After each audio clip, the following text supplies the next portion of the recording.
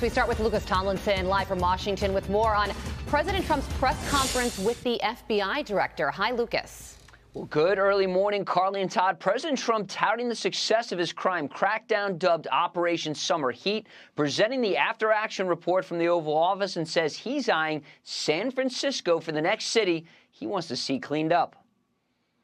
I'm going to be strongly recommending, at the request of government officials, which is always nice, that you start looking at San Francisco. I think we can make San Francisco, there's one of our great cities 10 years ago, 15 years ago, and now it's a mess. And we have great support in San Francisco, so I'd like to recommend that for inclusion. After the teens who assaulted the former DOJ staffer known as Big Balls received no jail time, only probation, FBI Director Kash Patel says judges need to hand out stiffer sentences.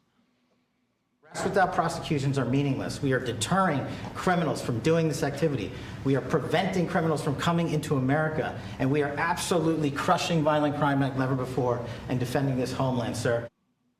And here's Attorney General Pam Bondi on the latest actions in Memphis. Last night alone in Memphis, there were almost 70 arrests. There were 12 guns seized. And there was a 70-year-old man arrested as a result of our operation in Memphis who raped a child under the age of 3. That one case makes everything we're doing worthwhile. Here's the numbers for FBI's Operation Summer Heat. Over 8,600 arrests, over 2,000 firearms seized, over 500 children found. The number of fentanyl seized, 421 kilograms. That's over 900 pounds, Todd. And there's over 2,000 criminal indictments. Now, Patel said from the beginning of the year there have been over 2,300 arrests. That's more than double the number compared to the last year of the Biden administration, guys. Lucas Tomlinson live for us in Washington. Lucas, thank you. With that, let us bring in former DHS advisor Charles Marino. Charles, you were the special agent in charge of the San Francisco field office. Do you agree with the president's plan to target the Bay Area next? I do. It's needed. And we've got to look at Washington, D.C. as the model for what works here. You had Mayor Bowser, who pushed back early on and got on board eventually. You've got state and federal law enforcement working together collaboratively.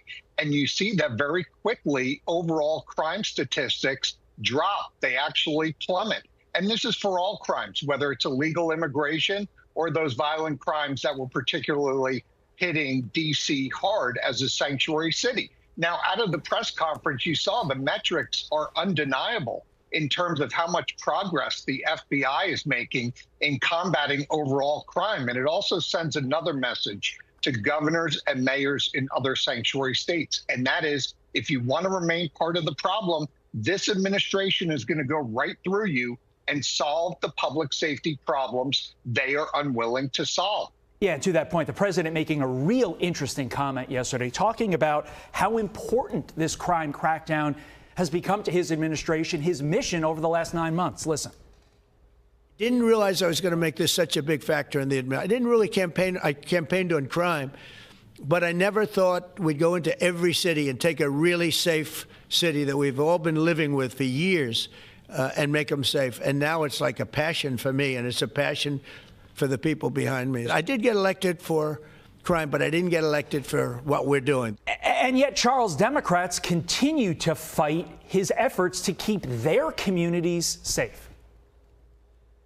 Which is completely unbelievable and ultimately will fall to the decision of the voters in those cities and states. If they keep electing this type of leader, like we see in Mamdani, who has ridiculed and demonized law enforcement from years ago, then these are the results that we're going to get, and they're going to be catastrophic.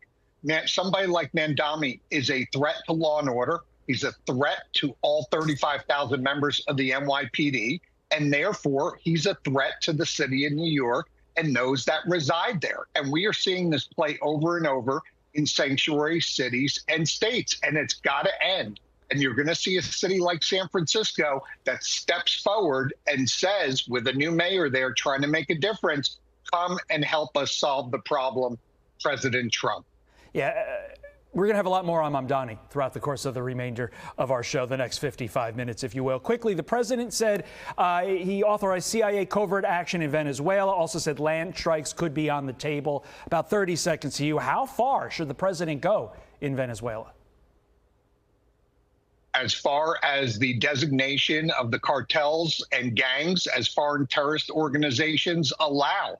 I was very early a proponent of the change in designation. It allows the administration to bring additional tools to the table, like the CIA, like the military, to solve this problem. Look, the cartels and the gangs have never been as powerful as they are today, thanks to the policies of the Biden administration. They are both financially and operationally much more capable because of what the Biden administration allowed. And the Trump administration is putting a whole of government approach. All tools are on the table, and he's putting them to use. You know, if fentanyl were anthrax, the bombing of these boats would have started a long time ago. Charles Marino, thank you for your insight this morning. We appreciate it. All right, speaking of Israel identifying 2 more hostages released by Hamas as the terror group claims it has returned all of the dead hostages it could find. Hamas saying they now need special equipment to locate the rest of them. Israel, for its part, keeping the threat of military action on the table, with the country's defense minister directing the military to plan for the total defeat of Hamas if they do not abide by the peace deal. Former State Department Deputy Special Envoy under President Trump, Eli Kohanim, joins me now. Eli, what a week it has been. And the latest appears to be that Hamas says that they have released all the bodies that they can find. And Israel is saying it is not good enough. And they're threatening military action. They're threatening to restart this war if Hamas does not comply with the rules of the ceasefire. So where do things go from here? Carly, things just go up from here. I want to remind the audience that Hamas is a U.S. designated foreign terrorist organization. And so we can expect that they might want to play some games in this process. However, we're in a historic moment because of President Trump's leadership. This coalition of Arab, Muslim, and Israel that he brought together, including European backing. And what we're seeing right now is not just about Gaza. It's about the future of the Middle East, a brand new Middle East, a peace for the ages, as the president has told us. Because this plan, the 20-point plan, what it does is it lays the groundwork for full normalization with Israel. And I have no doubt that the president's team is working on this right now. I want to also point out that the reason we're here is not just peace through strength, but it's peace through victory. And that comes about because of the brave U.S. military men who flew those B-52 bombers and took out Iran's nuclear program. As the president has said, taking out Iran's nuclear program, their military infrastructure, that also paved the way for us to be at the moment that we are right now, which is peace after 2 years of war and fighting, which began under Joe Biden's feckless presidency. It was a remarkable night over the summer, Operation Midnight Hammer, and without that happening, and imagine making that decision as the commander-in-chief to go ahead and do that, not knowing if it was going to work or what was going to happen when they were flying those B-2 bombers over Iranian territory. But if not for that, where would these hostages be?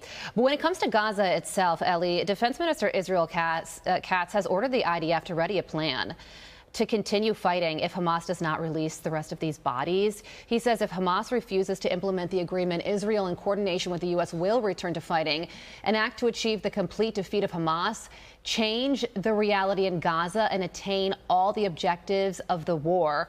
So that appears to be like there is a real possibility that this war could pick back up again. Do you anticipate that happening? Carly, you know, it's part of the plan from the outset that Hamas must disarm. And we heard President Trump say that yesterday. Reporters asked him about what if Hamas refuses. And he said, oh, yes, they will disarm. And if they don't disarm willingly, we're going to, in essence, he said, we're going to disarm them. So we know that in the region, everybody knows that when President Trump speaks, he says what he means and he means what he says. And so I expect that Hamas will be forced to comply, whether it's going to happen through the pressure of Qatar, Egypt, and our other allies, Turkey in the region, who, again, the president, through just his sheer force of personality, has brought this coalition together to put the diplomatic pressure on Hamas. But if that's not not going to work. The military option has always been on the table. I wouldn't look at it as a return to war. I would look at it as carrying out this plan, which has always demanded that Hamas must disarm. And again, this coalition is in agreement on one thing, which is that Hamas has no future in Gaza. That's right. Well, there are going to be 20 families in Israel who are going to have a wonderful weekend ahead come Friday, Saturday, Sunday because of what took place on Yeah, and I Monday. want to just point out, Carly, that the last remaining female hostage body in Bar-Haman was returned, and her family has issued a statement that they can finally put her to rest. Yeah. So she was killed at the Nova Music Festival. Exactly. We were talking about it earlier. So much gratefulness to the president Ellie, for all thank of you it. for remembering her and for talking to us this morning. We appreciate it.